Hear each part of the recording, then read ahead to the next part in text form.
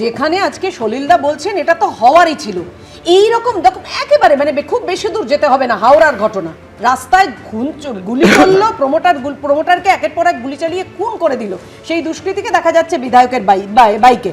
সেটা অবশ্যই সেই প্রশ্নটা উঠবে, কারণ আইন শৃঙ্খলার প্রসঙ্গ যখন উঠবে। আমি বলছি এই ঘটনা মানে এটা তো হওয়ারই ছিল, যেটা সলিলদা বলছেন যে একেবারে দুষ্কৃতীরা ফ্র্যাঙ্কেস্টাইন হয়ে উঠবে, এটাই স্বাভাবিক। কিন্তু স্বাভাবিক এটা নয়, আমাদের আতঙ্কের জায়গাটা, উদ্বেগের জায়গাটা সাধারণ মানুষ হিসেবে এটাই যে দুষ্কৃতী দমন পুলিশ করতে পারছে না কেন? লালবাজার থেকে মাত্র 2 কিলোমিটার দূরে, সেখানে একের পর এক এই ঘটনা হয়ে যাচ্ছে। না, এর আগে আমরা তো দেখলাম কিছুদিন আগে, আপনারা দেখেছেন ওই বাংলাদেশে হাদি খুনের যারা হত্যাকারী, যে ঘুষপেটিয়া বলছে না, তারা ঢুকেছিল মেঘালয় দিয়ে ঢুকে পশ্চিমবঙ্গে আসতে গেলে তাকে ত্রিপুরা অথবা আসাম দিয়ে আসতে হয়। ডাবল ইঞ্জিনের রাজ্য দিয়ে আসার সময় তারা ধরতে পারে না, ধরে পশ্চিমবঙ্গ পুলিশের এসআইটি। সুতরাং পশ্চিমবঙ্গ পুলিশ ব্যর্থ করে সলিলদার হয়তো আত্মশ্লাঘা হতে পারে, উনি এখন ফোর্স থেকে রিটায়ার করেছেন, ফোর্সকে বদনাম করে ওনার আত্মশ্লাঘা হতে পারে, তাতে বাস্তবটা বদলায় না।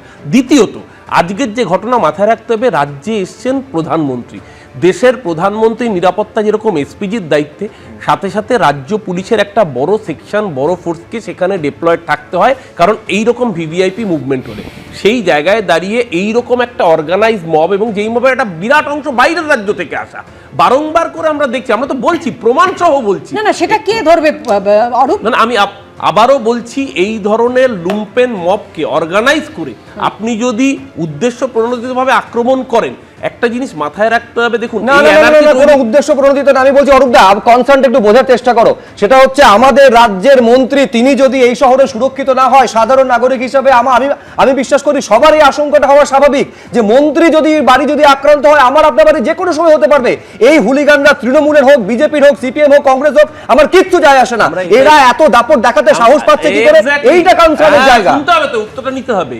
আমরা এটাই বলতে চাইছি, এই জন্যই বিজেপি কেন ভয়ঙ্কর, যারা নিজেরা যে রাজ্য শাসন করে সেখানে মুখ্যমন্ত্রী বাড়ি জ্বালিয়ে দিচ্ছে। অরূপ, বারবার এই প্রশ্নটা উঠবে যে পুলিশ তাহলে কি করছে? আরে বাবা, বলতে দিতে হবে তো। মাঝখানে আপনার আরেকজন সঞ্চালক বলবে তাহলে তৃণমূলের প্রতিনিধি রেখেছেন, এবিপি আনন্দ যদি তৃণমূলের প্রতিনিধি হতে চায় আমাদের আপত্তি নেই, আমরা খুশিই হব।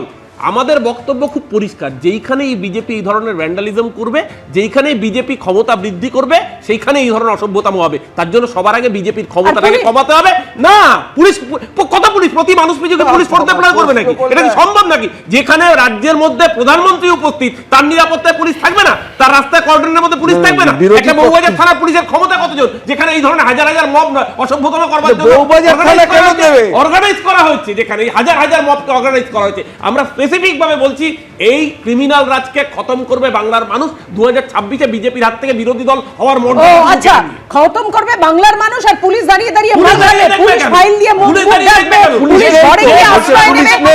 লালবাজার যদি গোটা বিষয়টা কন্ট্রোল করতে না পারবে, কোন পুলিশ পারবে আমার জানা নেই। বিশ্বনাথ দা, দেখো, মানে রাজ্যের বেশ কয়েক জায়গায় আজকে কিন্তু হামলা হয়েছে, বেশ কয়েক জায়গায় কিন্তু যারা ব্রিগেডে আসছিলেন তাদের উপর আক্রমণ হয়েছে। সেগুলো পলিটিক্যাল আক্রমণ, সেগুলো আমি জানি, সেগুলো নিয়ে আমার কোনো বক্তব্য নেই। কিন্তু কলকাতার যে ঘটনাটা ঘটেছে, আমাদের রাজনীতিতে এখন প্রতিনিয়ত নির্মাণ হয়, ফলে আমি মনে করি যে এই পুরো প্রকল্পটা একটা নির্মাণ, অর্থাৎ এই আক্রমণ, প্রতি আক্রমণ যাই হোক না কেন, এটা, এবং এটাও আমি শতরূপের সাথে একমত যে মন্ত্রীর বাড়ির থেকে হয়েছে আমি বিশ্বাস করি না, হয়তো আশপাশ থেকে এলাকা থেকে হয়েছে, সেই সম্ভাবনাই প্রবল। কিন্তু এর পেছনে একটা ছক আছে। ছকটা কি? যে প্রধানমন্ত্রী কলকাতা ঢোকার আগে যদি এই হামলা এবং করা যায়, তার কাউন্টার একটা হামলা হবে, কারণ অর্গানাইজ ফোর্স বিজেপিরও আছে। বিজেপি আজকে কাউন্টারটা দিয়েছে, নর্মালি অন্যদিন মার খায়, আজকে উল্টোটাও করেছে, যেহেতু একসাথে ছিল। ফলে এই এন্টার স্টোরিটা পেছনে কিন্তু একটা পলিটিক্যাল ডিজাইন আছে, যে মানে প্রধানমন্ত্রী প্রচারে যাতে পুরোপুরি না ব্যবহার করতে পারে, প্রধানমন্ত্রীর প্রচারটাই যাতে সেন্ট্রাল প্রচার না হয়, সেই কারণে পলিটিক্যাল একটা নির্মাণ বা ন্যারেটিভ তৈরি করবার জন্যই কিন্তু এই হামলা প্রথমে, আর তারপরে বিজেপির কাউন্টার হামলাটা হয়েছে। ফলে এটার পেছনে কিন্তু আমি তোমায় বলছি, এখন রাজনীতিতে প্রতিনিয়ত নির্মাণ হচ্ছে। ফলে প্রধানমন্ত্রীর প্রচার, প্রধানমন্ত্রীর সভা, সেইখান থেকে অ্যাটেনশনটাকে ডাইভার্ট করার জন্য এই ঘটনাটা ঘটানো হয়েছে। এর মধ্যে আমার সামান্যতম, আমার অন্ততপক্ষে সংশয়ের কোনো জায়গা নেই। কারণ রাজনীতি কিভাবে নির্মাণ বিনির্মাণ প্রতিনিয়ত হচ্ছে, এবং কিভাবে ড্রয়িং রুম এগুলো সাজানো হচ্ছে, তারপরে সেটা অ্যাকশনে যাচ্ছে, সেটা কিন্তু প্রতিনিয়ত আমরা দেখতে পাচ্ছি। ফলে এখানে কাজটা পুলিশ প্রশাসনের কাছেও চ্যালেঞ্জিং হয়ে যাচ্ছে।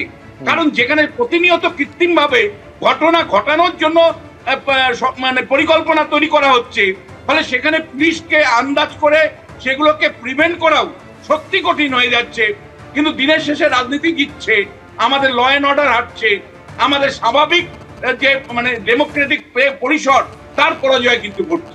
বেশ, আমি এখানে বিমল শঙ্কর নন্দর কাছে আসবো, আমি সদরূপ তোমার কাছেও আসবো, কিন্তু আমি বলছি এই ছকের কথা বলছিলেন বিশ্বনাথ চক্রবর্তী, দেখুন ছক আছে নাকি তার পেছনে অন্য কোনো উদ্দেশ্য রয়েছে আমরা জানি না। আমি আবার বলছি, আমাদের উদ্বেগটা হচ্ছে ছকটা যদি কোনো ছক থেকে থাকে, সেই ছকটা শেষ পর্যন্ত এক্সিকিউট করতে সক্ষম হচ্ছে তারা। এই ছকটা ভাঙার কাজ হচ্ছে পুলিশের, পুলিশ শেষ পর্যন্ত সেটা করতে পারছে না, যেইটা সাধারণ নাগরিক হিসাবে আমাদের কাছে অত্যন্ত কনসার্নের জায়গা। কিন্তু আমি এইখানে দেখাতে চাইবো, ঘটনাটা এক ঝলকে আপনাদের সামনে রাখবো। এই গোটা ঘটনার পেছনে বিজেপির যারা রয়েছে তাদেরকে ধর্ষক, তাদেরকে গুন্ডা, তাদেরকে খুনি বলে আক্রমণ শানিয়েছেন রাজ্যের মন্ত্রী। দেখুন একবার।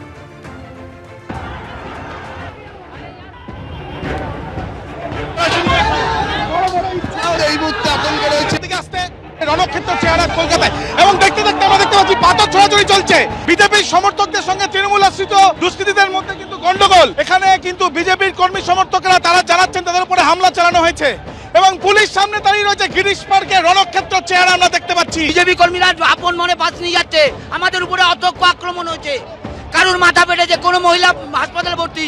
কোথা থেকে আসছিলেন? আমরা সোদপুর। পুলিশ প্রতিবাদ করছে, আপনি সামনে মারামারি হচ্ছে, পুলিশের সামনে মারামারি হচ্ছে। আমাদের স্থানে আমরা ব্রিগেড যাচ্ছি, আমাদের হামলা হয়েছে, আমাদের উপরে পাথর ছোড়া হয়েছে। দেখা যাচ্ছে এখনো পর্যন্ত একের পর এক পাথর। ইতিমধ্যে দেখা যাচ্ছে আহত হয়েছেন বেশ কয়েকজন, একজনকে আমরা দেখছি সম্পূর্ণভাবে আহত হয়েছেন। ওরা হাসপাতালে নিয়ে যাওয়ার ব্যবস্থা করুন। একদিকে প্রধানমন্ত্রীর সভা, ব্রিগেড সমাবেশে এই ধরনের ছবি কলকাতা শহরে হয়েছিল কিনা তা নিয়ে যথেষ্ট সন্দেহ। পুলিশ আহত হয়েছে। দেখতে পাচ্ছ ওসি বউবাজার তিনি কিন্তু আহত হয়েছেন। বাপ্পাদিত্য লস্কর, তার কিন্তু ইট তার কাঁধে এসে লেগেছে, তিনি রীতিমতো শুয়ে পড়ছেন, পুলিশ কর্মীরা উদ্ধার করছেন। এবং তোমাকে বলে রাখি যে একের পর এক ইট পাটকেল যেভাবে ছোড়া হচ্ছিল, সেই ইটের আঘাতে আক্রান্ত পুলিশ কর্মী এভাবেই কিন্তু মন্ত্রীর বাড়িতে হামলা করেছে, একটা রানিং বাসে দিয়েছে, আমাদের 4 জনকে ইনজুর করেছে, ওরা হসপিটালে অ্যাডমিট। পাথর ছোড়াছুড়ি হচ্ছে, বোতল ছোড়াছুড়ি হচ্ছে, সেজন্য পাথর ছোড়াছুড়ির ভয় কিন্তু সাধারণ মানুষজন যারা কোনো নির্বাচনের সঙ্গে যুক্ত নয়, শুধু ভোট দেওয়া ছাড়া, তারা কিন্তু রীতিমতো ভয়ে ভেতরে ঢুকে গিয়েছেন। একাধিক গাড়িতে ভাঙচুর হয়েছে, একাধিক গাড়িতে মন্ত্রীর বাড়িতে হামলা হচ্ছে। ওরা আজকে প্রি প্ল্যান আসছে, প্রত্যেকটা বাসের মধ্যে ইট আছে, কাচের বোতল আছে, তাহলে ওরা এই মুহূর্তে এত ভুরি ভুরি ইট পাচ্ছে কোথা থেকে? আমি ম্যাডামের পার্সোনাল স্টাফ, আমি ম্যাডামের বাড়িতেই ছিলাম। হঠাৎ করে বিজেপির ছেলেরা আমাদের ম্যাডামের বাড়িতে পাথর ছোড়ে, আমরা বাইরে গিয়ে যখন আটকার করার চেষ্টা করি, ওরা আরো দলবল মিলে আমাদেরকে মারতে আসে। পুলিশ চর ছিল, পুলিশকেও মেরেছে, পুলিশকে বাঁচাতে গিয়ে আমরা আরো মার খাই। ছেলেরা বাইরে যাবি না, আমি শুধু প্রেসকে নিয়ে বাইরে যাব, সরে যাও। এই মুহূর্তে শশী পাজার তিনি একেবারে বাড়ির বাইরে বেরোচ্ছেন। তিনি তৃণমূলের কর্মীদেরকে বলছেন যে তারা যে র্যাফের ফোর্স এসে পৌঁছেছে, সেই র্যাফের ফোর্স এসে পৌঁছে শশী পাজার বাড়ির বাইরে তিনি বেরোচ্ছেন। বহিরাগতরা আজকে আমাদের এই রাস্তার উপরে বাড়ি, চিত্তরঞ্জন অ্যাভিনিউ, কলকাতা ক্রিকেট যাওয়ার পথে তারা আমাদের বাড়ি, বিজেপি গুন্ডারা, মার্ডারার, তারা খুনি আক্রমণ করেছে। যে বাসে বিজেপির কর্মী সমর্থককে আনা হচ্ছিল, সেই বাস কিন্তু ভাঙচুর করেছে। তার ড্রাইভারের সাথে কথা বলবো, কি क्या हुआ था, कौन ये अटैक? इधर का आदमी का, इधर का। आप पार्टी का हम नहीं बोल सकेंगे कि इधर का आया, 10-12 ठो आया। अब कौन पार्टी का है नहीं है, आया हम पर यहाँ रोका, गाड़ी पर मारा, कांच तोड़ने लगा, उसके बाद मेरे को मारा। অন্যদিকে বিজেপি কর্মী সমর্থকেরা তারা রাস্তা অবরোধ করেছে। ক্যামেরা দীপ্তেন্দু চক্রবর্তীকে দেখানোর চেষ্টা করবে বিজেপির যারা কর্মী সমর্থকরা রয়েছেন, তারা এই ঘটনার প্রতিবাদে কিন্তু এই মুহূর্তে এখানে তারা বিক্ষোভ দেখাচ্ছেন। বিআরইউপি থেকে লোক এসছে, সন্ধ্যে 6টার পর চলে যাবে, 7টার পর আমরা রাস্তায় নামবো। এবিপি আনন্দ, এগিয়ে থাকে, এগিয়ে রাখে।